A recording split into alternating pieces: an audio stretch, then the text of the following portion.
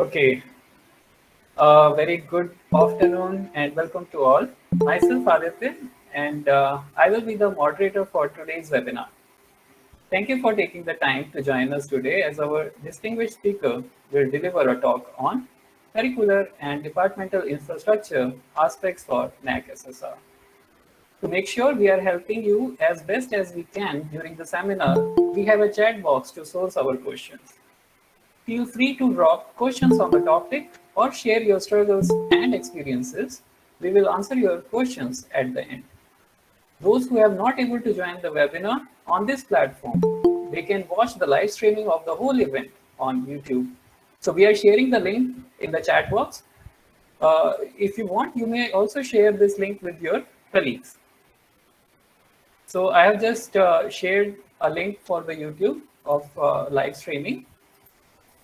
Now, I would like to welcome Director IQAC, Professor Ashwani Luthra sir, to inaugurate this webinar series and formally welcome the participants. Sir, please.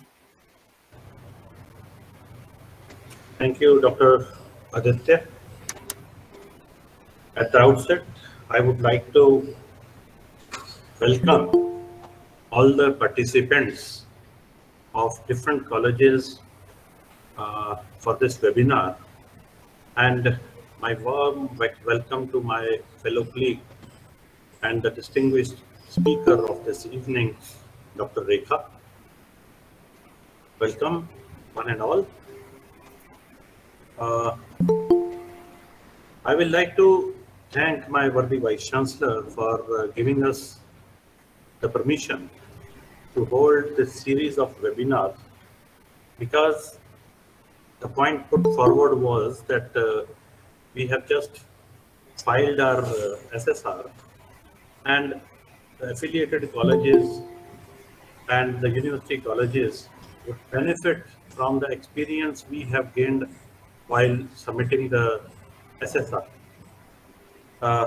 Whichever college has already done this exercise must be very well aware how tedious is this task. And whomsoever has not come across this till now, we thought that we can facilitate them and we can share our experiences, we can share which are the aspects that need to be looked into. And in this regard, I may submit that SSR has 7 criteria, and we have clubbed those 7 criteria into 5 different segments, because say information related to students or teachers or accounts that may fall in different criteria. So what have we done is, or what have we planned is that whichever information is related to say teachers, then in one go that is conveyed to you, and that will help you in identifying what kind of information you need to collect and how different aspects related to a particular criterion would be met with. And in this regard, I would request all of you to jot down your questions and queries specifically pertaining to today's webinar. And Dr. Rekha would be helping you, and if need be, a team of IQAC staff would intervene if any further clarification is required. So once again, I welcome everybody at this platform, and I hand it over to Dr. Aditya for further proceedings of the webinar. And I wish all the best to Dr. Rekha for presenting and giving a very convincing talk, so that each and everything related to the criterion 1 is clear to all the participants of this webinar. Welcome to each and everyone who at this platform. Thank you very much. Dr. Aditya, please. Thank you, sir. Thank you for these kind words. So without further ado, let me introduce you to our distinguished speaker, Dr. Rekha Handa. So Dr. Rekha Handa holds a doctorate degree in finance and is also a qualified company secretary. Her research interests center around core financial issues with focus on corporate governance, board structures as explanations to corporate performance, IPOs, and also expanding to the areas of banking and capital markets. She has successfully completed a major responsive research project funded from ICSSR with focus on gender participation and social inclusion on corporate boards and their performance. Her published work have found acceptance with journals of national and international repute, providing impetus to further work in this field. Other than her academic contributions in the field of finance and banking, she has been actively involved in attending and delivering lectures at conferences, FDPs, and workshops. So I would like to welcome Dr. Handa. Please, you may begin your presentation. Dr. Handa. Thank you, sir. Sir, I thought you would be giving a prelude to the discussion. Okay. Uh, okay, no issue. So, If you're all right with it. no problem. I will do that. So let me introduce you to the NAC. Now, what is NAC basically? The National Assessment and Accreditation Council is an autonomous institution established by the University Grant Commission. It conducts assessment and accreditation of higher educational institutions such as colleges, universities, or other recognized institutions to derive an understanding of the quality status of the institution. So NAC basically evaluates the institutions for its conformance to the standards of the quality in terms of its performance.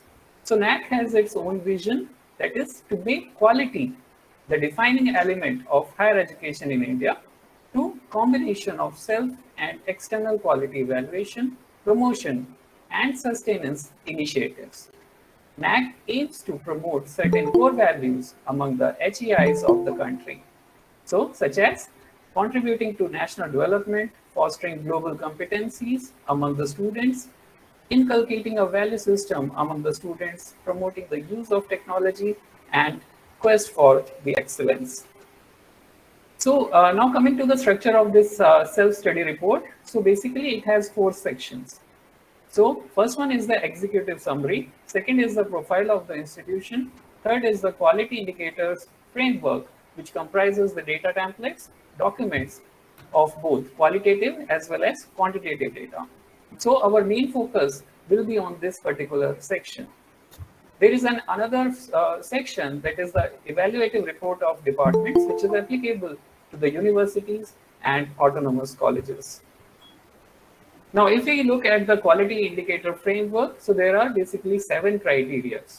So these criteria are curricular aspects, teaching, learning, and evaluation, research innovations and extension activities, infrastructure and learning resources, student support and progression, governance, leadership and management, institutional values and best practices. So under each criterion, a few key indicators are identified. These key indicators or the KIs are further delineated as metrics, which actually elicit responses from the HEIs. So, as Dr. Luthra has already said, that we have tried to club all these 7 criteria into our webinar series. So, we are trying to cover all these aspects, the factors, the criteria, which will be covered in our coming webinars. So, we have planned our webinars like first one is focused on the curricular and departmental infrastructure aspects that we are going to have today. The next webinar will be focused on the students related information and data. The third webinar will be focused on the teachers related information and data. And the fourth webinar will be dealing with the accounts and grants data related to all the non-teaching branches. And finally, we will have the fifth webinar, which will be focused on the institutional policies and best practices. So without any further delay, please, Dr. Rekha, you can take over the platform now. All right. Thank you, sir. A very good afternoon to all of you, my senior colleagues, most of them, and my contemporaries. As rightly pointed out by Dr. Luthra, This is just a platform and where we have initiated to share our experiences out of the entire exercise. All of us understand, as Dr. Aditya just mentioned, what is NAC. I think it is no more a puzzle. Everybody understands it, and everybody is already, in a way, feeling the pain of it in one way or the other. Seems like an Herculean task, but when you get into it, you understand that it is more about understanding the nuances. Many a times, we find ourselves stuck as if it is something which is beyond our capabilities. But I share with my experiences many a times, rather most of the times, the things, the capabilities, and the requirements are already there. It is only about putting them out and presenting them in a manner that they are acceptable to the NAC and get her to the right path and the coveted score which we all are looking for. So, as said, this is the first part to the NAC webinar series where we intend today to discuss our understanding, our experiences about the first criterion, which primarily relates to curriculum development, enrichment, and flexibility. As a precursor, we all know that there is now no rescue for the higher educational institutions from the accreditation, call it by whatever name, but there is no. So it is better we get friends with it, acclimatize ourselves with it, because with the mandate of UGC now, all higher educational institutions have to mandatorily get themselves accredited, not just to remain relevant, but also for the basic survival. The NAC has been on its job since quite a time, which is more than 2 decades.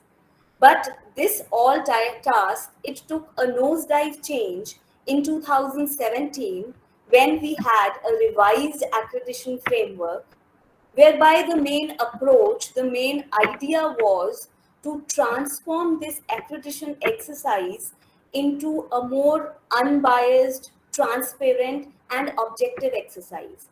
Rather than relying on just the opinionated or biased peer team visits, it has now been segregated into two major concepts or two major parts, whereby we say one is the quantitative assessment, which is adjudged by the online data filling process, and the second, a remaining of just about 30%, which now remains with the peer team and their physical visit. And there, in that case, it is more on the qualitative metrics.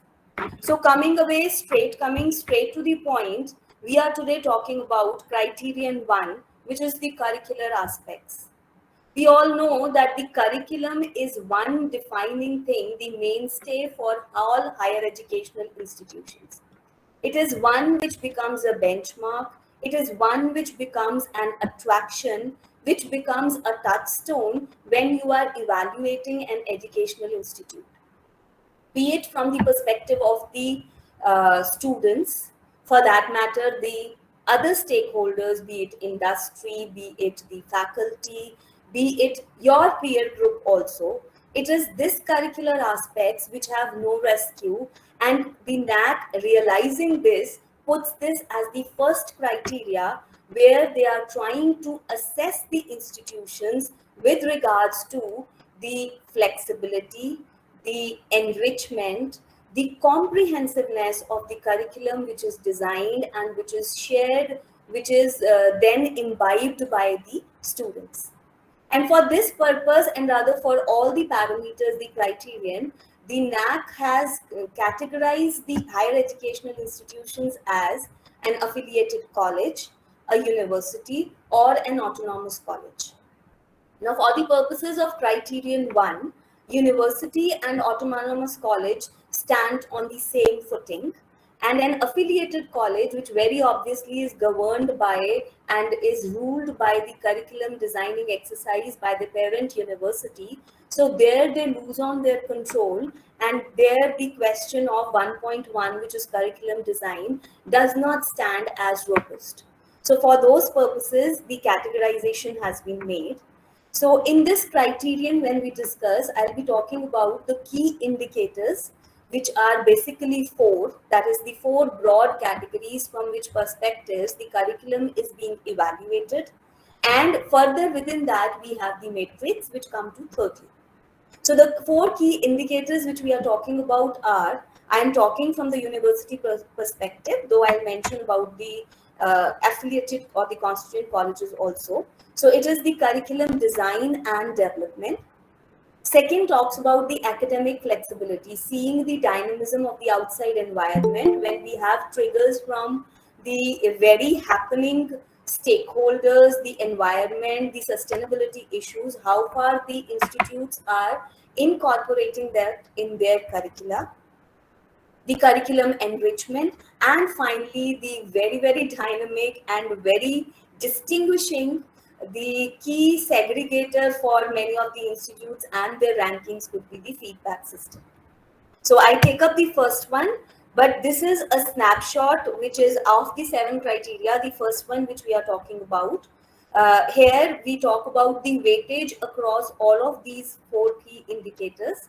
For 1.1, which is the curriculum design and development, which of course holds good only for the universities and the autonomous colleges, the weightage is 50. And those which do not fall into these category, that is the affiliated and the constituent colleges, they can go in about where the weightage is 20, where they are evaluated on curriculum planning and implementation. That is the swiftness and the ability with which they are implementing the curriculum, which is decided by their parent university. Second is the academic flexibility, which stands with a weightage of 50 for the universities and 40 for the autonomous colleges. Curriculum enrichment 30 and 40 for autonomous colleges. Feedback system 20 and 20 are being working for the university at IQAC. So please excuse me if I am talking about the university and the systems there. Of course, there is a very minor change which is evident here with respect to the autonomous and affiliated colleges. So let us come to the first one, which is curriculum design and development. Needless to say, and as emphasized, that curriculum calls for a very, very wide perspective and a comprehensive outlook for the decision makers who are designing the curriculum. So NAC is basically expecting that all of the institutions, the higher educational institutions, go in for something which we call in managerial parlance as 360-degree appraisal, where they want that the inputs should be there, not just from the faculty, say, who is making the curriculum, but also from first the different stakeholders. The input should also come from the environment where the students who graduate are going to find a place and a niche for themselves. So from there, the environmental issues, the cross-cutting issues, gender sensitization, all those aspects are expected to be knitted into the curriculum. So here, the institutions and all of my fellow colleagues need to take the focus on program outcomes and course outcomes. If you want, of course, many of you must be comfortable, but it took me a lot of time to understand and distinguish between program and a course. Excuse me. I remember I would go to director sir and say, sir, I am still not clear what is a program and what is a course. And he would say, go read the manual. So point is for your, I understand you understand it well, but just for re-emphasis, when we say for example, MBA, I used to say MBA course, but in this NAC and SSR parlance, MBA is a program, same way MA, BA, whatever we are dealing with, they are programs, and the subjects, the specific subjects which they are studying therein, they are the courses. And it is expected, which most of the institutes by now must have done, that every course which we are including in our programs, in our curriculum, each of them should have a defined, crisp course outcome. And of course, a program outcome for the entire program, which implies that once a student has graduated, what are we expecting them to be equipped with? For more and a clearer and a quotable definition, you could refer to the manual. Then in this, we are also talking about revision, updations, and the inclusion of the various concerns, which I'll just mention, and the focus on employability, entrepreneurship, and skill development.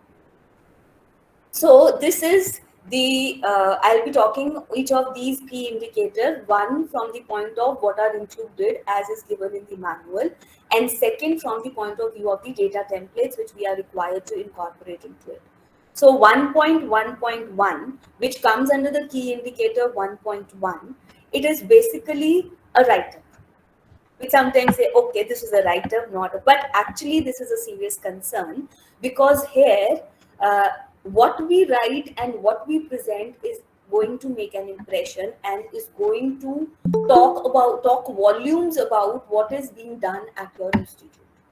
So here, we intend to incorporate, like the saying says, or like what they want is relevance of your curricula to the local, national, regional, and global development needs. So we understand, we being in Punjab, Guru Nanak Dev University, their outlook, they will have to incorporate some things like, say for example, pardon me if I'm wrong, say for example, Punjab history.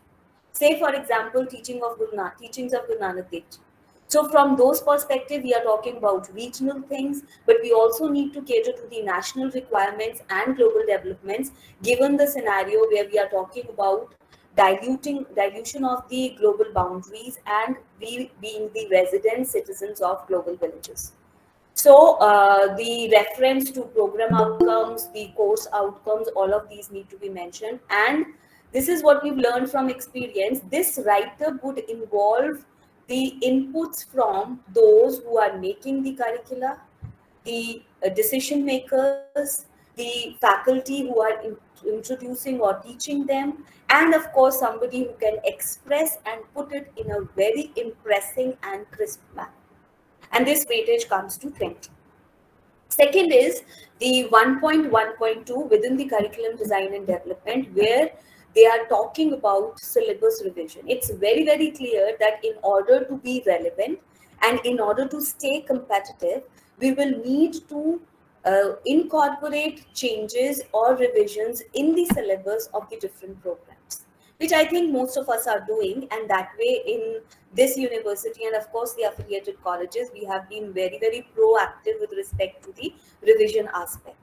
So one thing which also cannot be missed out is all the programs should be carrying the program codes, and the programs, you need to have comprehensive exhaustive list of programs for each of the years. And then for each of the years, wherever the revisions have been made, they have to be incorporated. And these all, they come with documentary evidence. When I say for syllabus revision, they are looking for minutes of the body where the decision was taken. It could be academic council, it could be board of studies. Their minutes where you have to highlight that these were the revisions they were made. And the data template, which I'll just talk about for these two, the data template, it stands like this.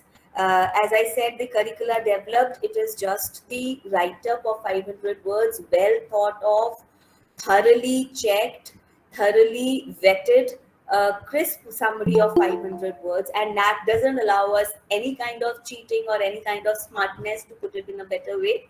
And your space counts, your word count are so closely monitored that it cannot be compromised. Programs where syllabus revision was carried out, the data template here, it looks like something like this.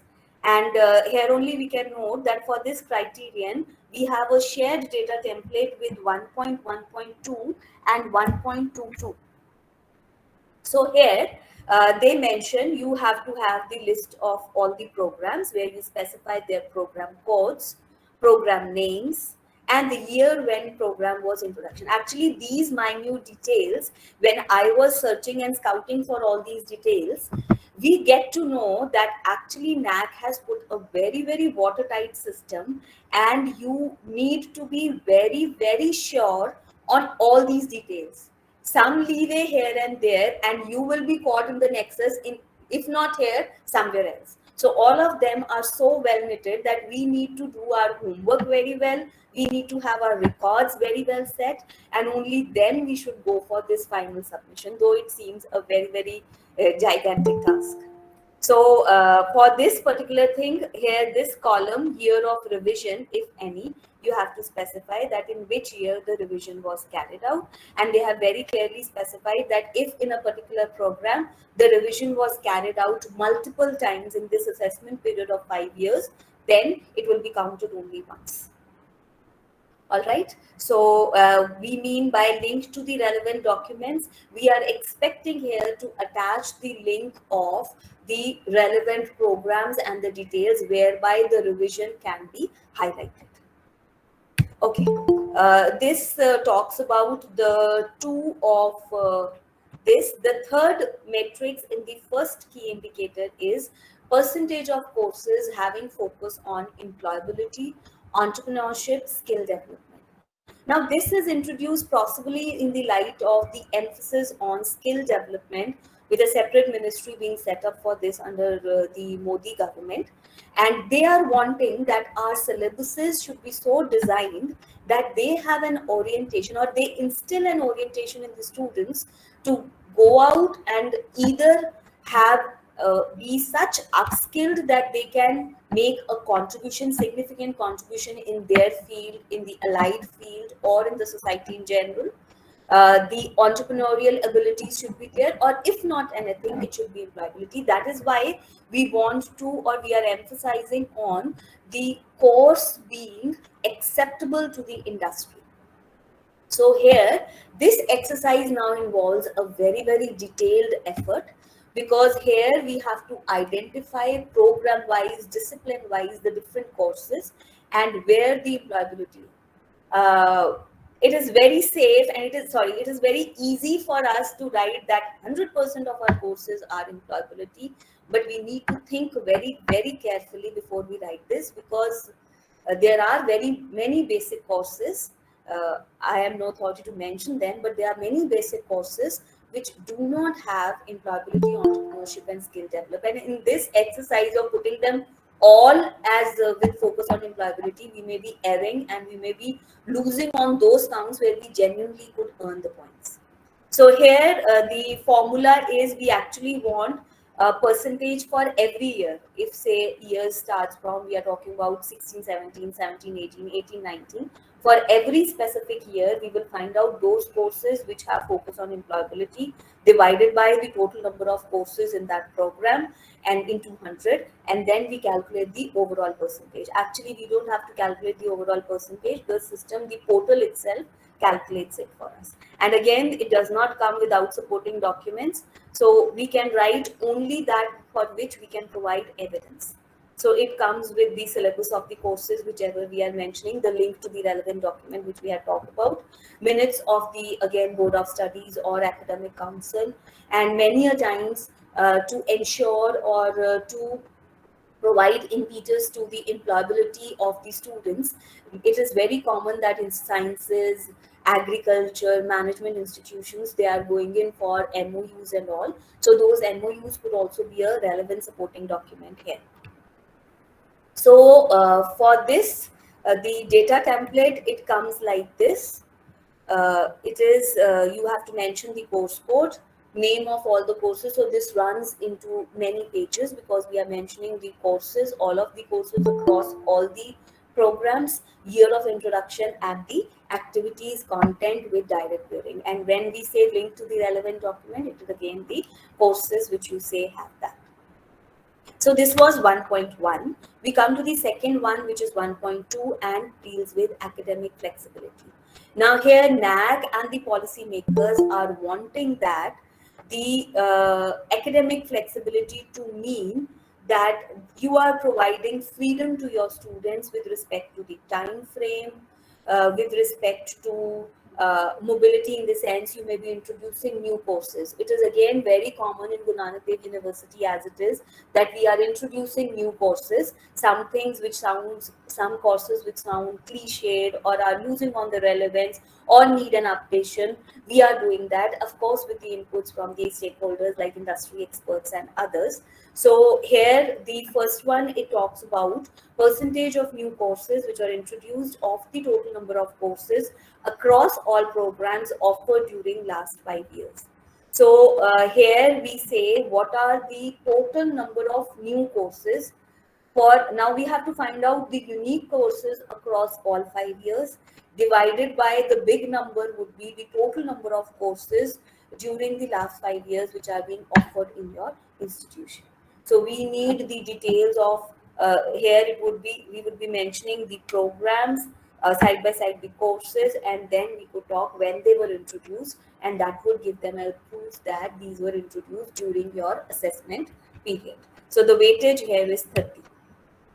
As I said, this is again the shared data template, because we are mentioning the name of the course and the year of introduction. So it is serving both the purposes. You will have each of the courses together with the year and together with whether it has employment orientation, entrepreneurship orientation, or skill development.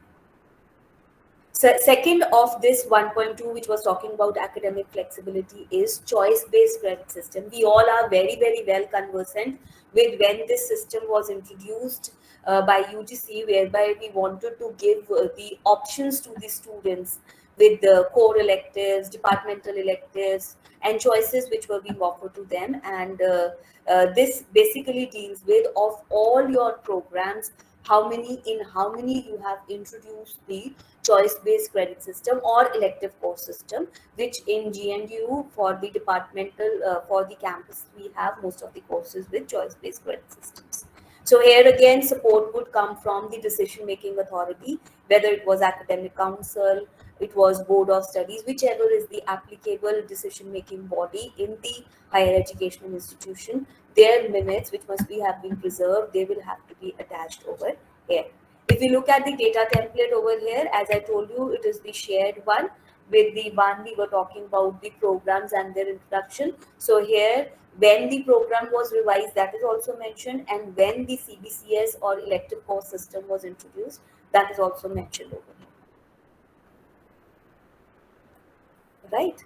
So the next one, third key indicator, is curriculum enrichment. Enrichment, now we want our students, the students who are taking up the courses, that they are provided opportunities to enrich themselves beyond the academic or the classroom teaching. So here comes in the concept of value added courses, and also the concept of practical or field projects and practical training. For many of the programs which have been revised from time to time, we have a clear-cut element of field projects and these trainings and all.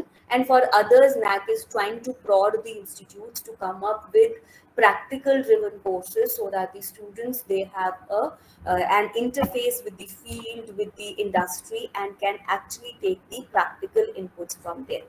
So here we are basically talking about value added courses.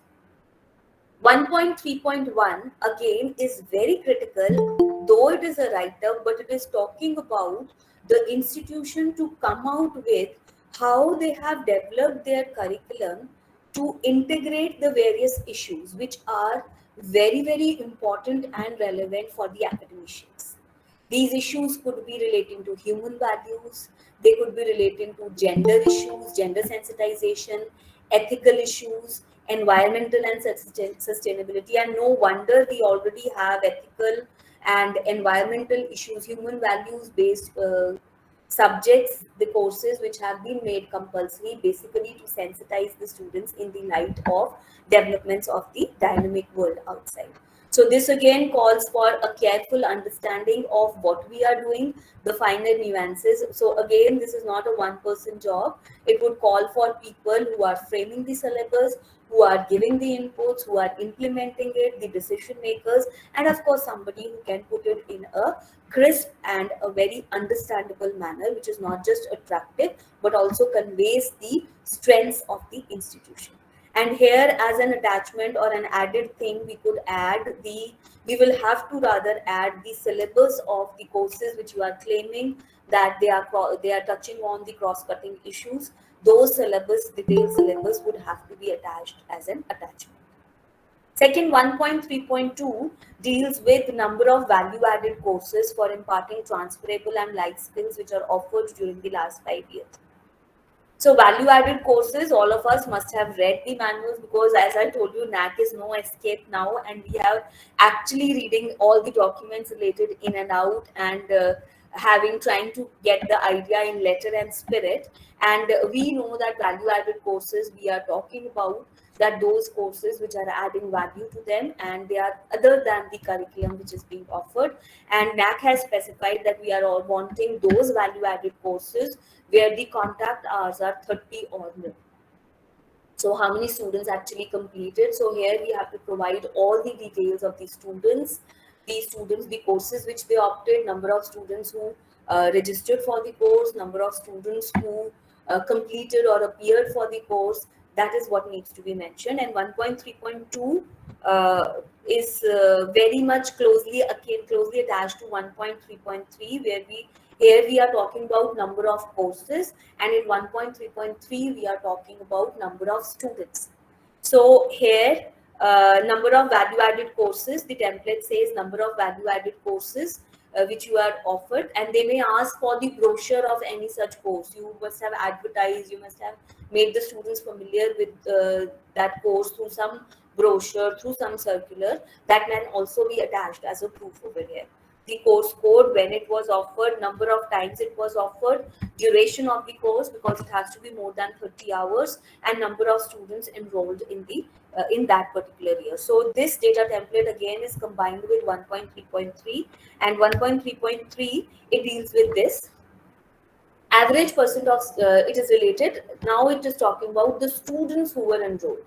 So here we have to provide the details year wise on, for because it is 5, because we are being assessed for 5 years, 5 and numbers, the total number of students, and then the formula says for every year you calculate what is the percentage of students, of the total students who register or who opt for these value added courses, and then we calculate the average percentage by the 5 percentages for 5 years divided by 5, and we get the answer here, which actually the system, the portal, is going to do for us. The weightage here is 10. So this is actually one of the ideas which comes, or which are intertwined with the new education policy also, where we are wanting the multidisciplinary skills for our students and not restricting them to one particular discipline. And in this, in the key indicator, the fourth one is the students who are undertaking field projects, research projects, internships, etc. So here now we have to provide details of which programs are offering. So of course we'll have to provide the program syllabus, that in this first semester, second semester, or third semester, where do we have the students have to compulsorily go for a research project, for an internship, or a field project, and those students, they will be included here. So total number, this information we need only for the latest completed academic year. If we are filing it for say 2020 21, we will need it on only 1 year, because we are going to assess how far your curriculum is providing for field projects. So here again, the formula can be calculated, that the total number of students would be the denominator, and how many students go for field project. Again, they say if one particular student in 1 year is going for field training for twice, count it as one. You will get to know more about it when you read and you actually have to file it. And then this is again 1.3.3 is same, and 1.3.4, here we have to provide the program code. Like say for in MBA, we have the students have to compulsorily go for internships after 1 year. So those, the program name, and then you have to give name of the students. These are the students who were assigned or who went on internship. And for support, you also would need, or when the DVV comes, you also would need the certificates of those trainings or those internships or field projects, and link to the relevant. And finally, the last one is the feedback system. This has become very, very critical. And in this feedback system, they are the NAC authorities, they are wanting that the HEI should have a proper feedback in place whereby all stakeholders, they are giving their inputs. One, they want the inputs for syllabus, and they say, except for parents, they say alumni, they say the faculty, they say your students. These all people, they should be your employers also for that matter, their input should be taken so that you can refurbish, you can update your syllabus in the light of requirements, changing requirements of the stakeholders. So this feedback system, it has two further metrics. One is the feedback system relating to review of syllabus. So they want that the different people, the stakeholders, they have specified students, teachers, employers, and alumni, their feedback should be taken with respect to the syllabus. And that is not enough. They want you have to attach the format, in which format or in which form you took the feedback. You want the if you have analyzed that feedback, attach the report. On the basis of that report, if your authorities, the decision makers, they have taken some decision, how we can update, how we can change, how we can train our students better, that ATR also has to be added over here. So this one, it relates to, so we have to see our institutes find that where do we fall. Are we taking, most of the time we are taking it only from the teachers, we are taking it only from the students or alumni and employer. Accordingly, if it is any one, if it is any two, three or four, four is the maximum. If it is all four of the above, we could take on the A part. And it seems very easy that we just have to tick it out, this was tick option, but the supporting document is one which we need for validating our claim. And to this, the attached point, the second part is the feedback process. Now, this is the general feedback. Now, the policy could be we are collecting the feedback, or we are collecting it, we are analyzing this. We are not leaving it only on the analysis, we are further taking some actions on it. And then, are we transparent enough that whatever feedback we are taking, are we putting it on the website? This has been mandated now by UGC also, where they are talking about the students' feedback and they have given that template, which becomes important. So here again, you will have to attach the minutes. If we are saying we are collecting and analyzing, we will have to give the analysis reports. If we are saying we are taking some action, we will have to attach the action taken report. They may want that if you are putting it on the website, you will have to give the URL of the website also. So on the basis of these four metrics, the criterion one is decided. But as Dr. Aditya told us that in the SSR, we also have one part which is called extended profile. So related to this curricula, there are 2 points or 2 aspects which are covered in extended profile, which is 1.1 and 1.2.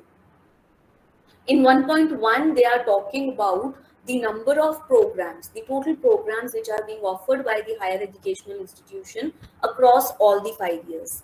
1, 2, 3, 4, 5. So you have to specify the number. When we say the number, we would want to some proof also that would come. The most convenient proof is the prospectus, where we have put all at the admission time, where we put all of the courses and we put all of the details that these are the different programs which are being offered. So those prospectuses should be retained as a proof. And if we are simply attaching the list, all of them, they should come on the letterheads of the head of the institutions. They should be signed and stamped by the appropriate authority. And the second part in the extended profile, which relates to curriculum, is this one, the 1.2, which is number of departments offering academic programs. So we have to provide the complete list of all the departments. This is which are offering the different programs. Now again, we would be talking about the latest year. Suppose earlier we had 20 departments, now we have increased, we have come to 25, 28. So list of those departments and web links to the pages, web pages of those departments, they also have to be attached. So these were the different aspects which deal with the curriculum part. And we know that there is no compromise on this aspect. Probably that is why NAC has put it as the first criteria, being understanding that this is the basic pillar of quality education. And we in India and the visionaries, they are all aiming at making India a knowledge society and a knowledge nation. So, in that, these higher educational institutions have a major role to play, and within that, curriculum remains the mainstay or the foundation. And in the entire edifying exercise of the higher educational institutions can be achieved only when we have a well structured curriculum where NAC is wanting us not just to be active, rather proactive and dynamic in our approach. So, in nutshell, as we discussed, there are four key indicators involved in the criterion one, which involves 13 metrics, and the total weightage comes to 150 and different for autonomous colleges and the institutions. So, basically, the emphasis is on comprehensive, inclusive, interdisciplinary curriculum with the right balance of flexibility and relevance. And this relevance, it is a continuous exercise, and they are expecting the institutions to stay relevant by being active in not just designing and developing, but implementing and upgrading the curriculum also. So it is catering to the issues of diversity, academic flexibility, career orientation, skill development, entrepreneurship, and the most important, the feedback system, so that all stakeholders, they are involved. And we do not operate, the higher educational institutions do not operate in watertight compartments. They are basically calling for inclusivity. When you are designing the curriculum, we are looking for all the stakeholders to come in and put their input so that the exercise can be done in a better way. So these are my submissions and inputs, and thank you very much for your patience. Thank you, Dr. Rekha. Thank you for this excellent talk. Now, I would like to invite Dr. Luthra to this platform. He wants to share some words with the participants. Uh, of course, a formal thanks will be, vote of thanks will be delivered by Dr. Aditya. But from my personal side, I will like to thank Dr. Rekha for explaining criterion one and part of extended profile in an excellent manner. And I hope all the participants gained out of it. And if the participants have any queries, then they can pose question to Dr. Rekha. Of course, during her presentation, there were few questions which I tried to clarify simultaneously because we also experienced a lot of difficulties because once you start afresh collecting data, once you are starting filing a case for SSR, I would suggest that all the colleges can start working on it because on the NAC website, what are the requirements for SSR for the colleges? They are given, and colleges can start collecting their information. And very relevant questions posed by two participants in particular. One was regarding the program codes, because you are following the university programs and the course curriculum, then probably the program code and course codes they should be provided by the university. So if not, then through your dean faculty, you can always start say discussing and deliberating on that, so that those things are uh, done with prior to filling the data. So now I would request the participants to raise questions and queries if they have any, so that Dr. Rekha and IQAC team can clarify those. Thank you very much. Thank you, Dr. Aditya.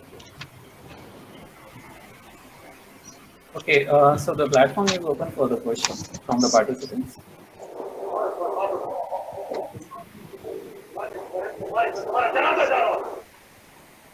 Uh, yes, biotechnology BCJ, please.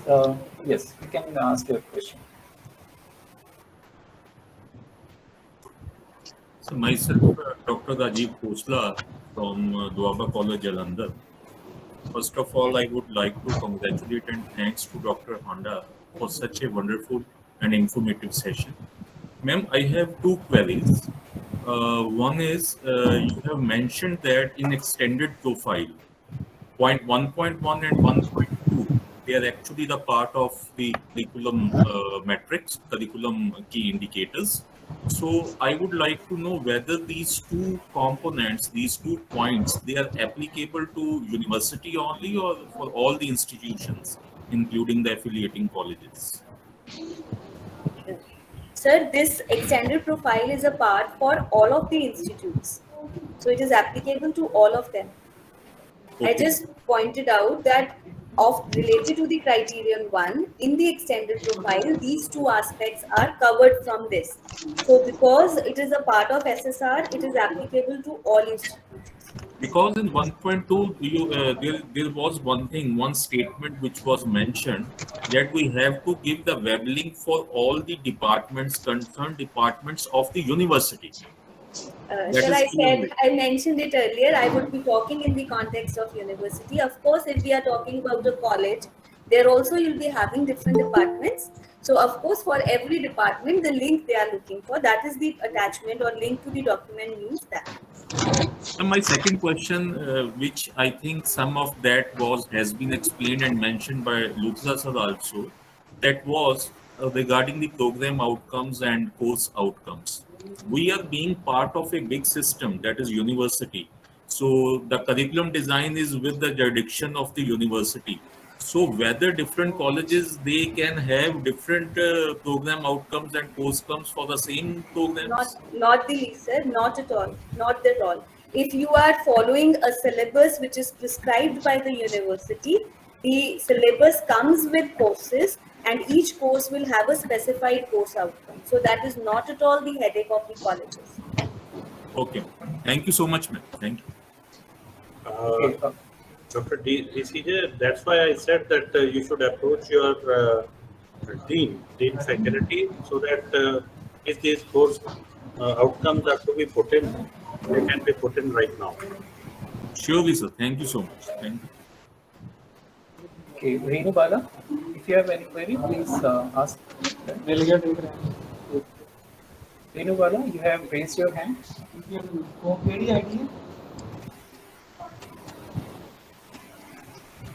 Sir, Govind Kaur? excuse me, Yes, sir. yes. Sir, I don't have clear idea about choice-based credit system. Uh, Ji, Dr. Rekha, clarify it. Sir, I could not get it. She Choice-based wants me credit to, system. So she wants to clarify about choice-based credit system. What is that? sir or ma'am, all the details. This system has already been specified and the details with all the requirements is already there on the UGC website. The choice based, I don't think it will be possible to explain the entire system because it involves where we are giving choices to the students with regards to course electives, departmental electives. That is a proper breakdown which is mentioned over there. If in case we do not get it there, we can in person talk about it. It's a detailed thing which was mentioned, and all circulars have been provided to the colleges. In case there is a lag, we can get back to it in person. Or, sir, I okay, think that, I would like to add, thank you, sir. Rekha, I would like to add, Dr. Rekha, yes, sir. this credit-based continuous evaluation system is applicable to university at the moment, and colleges. Yeah. They are having a system where percentage is going on. So if they don't fall in the system, then you can put the percentages. So appropriate questions would be asked to the colleges. Sir, that is why I thought she was asking about the system and she does not know about it. That is why applicability you have rightly answered. Okay, I think Gurvinder Kaur also wants to ask a question. Gurvinder?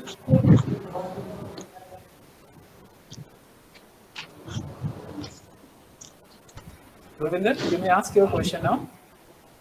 Madam Gurvinder.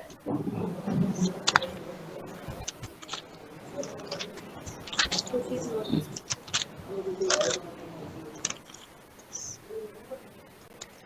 Okay, Mr. Gurvinder Singh is also raised his hand. Please, sir, ask your question. Excuse me, ma'am. Thank you, sir. Ma'am, in the key indicator 1.4 feedback system, you have shown that there in the data requirements there is some template. Sir, Is there actually, is there any template for 1.4.1?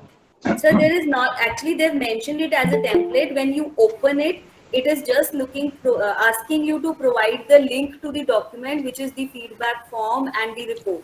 It is same for both 1.4.1 and 1.4.2, and the template is nothing. You just have to give a link over there. That is why I did not mention. Okay, ma'am. Thank you. No template there. No template means if you open it, if you click it, that opens, and they are just providing you space in Excel to provide the link, nothing else. Okay, ma'am. Thank you, ma'am.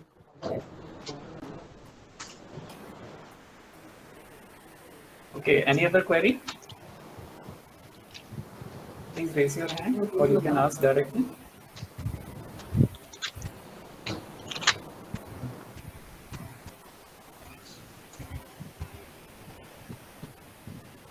So do we need to check the chat box for questions? So those questions we have already answered. All right.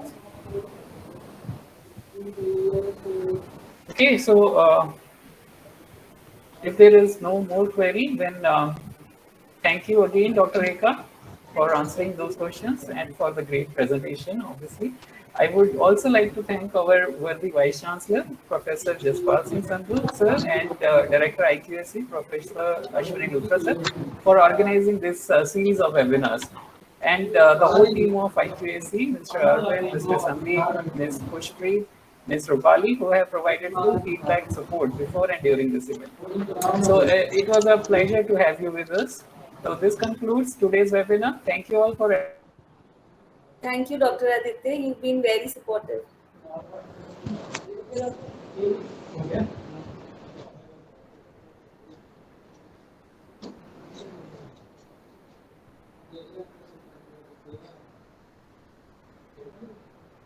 I think the participants can leave the meeting. Thank you. Thank you so much. Thank you, ma'am. It was very informative webinar. Thank you, sir. Rekha, very nice presentation. Thank you, ma'am.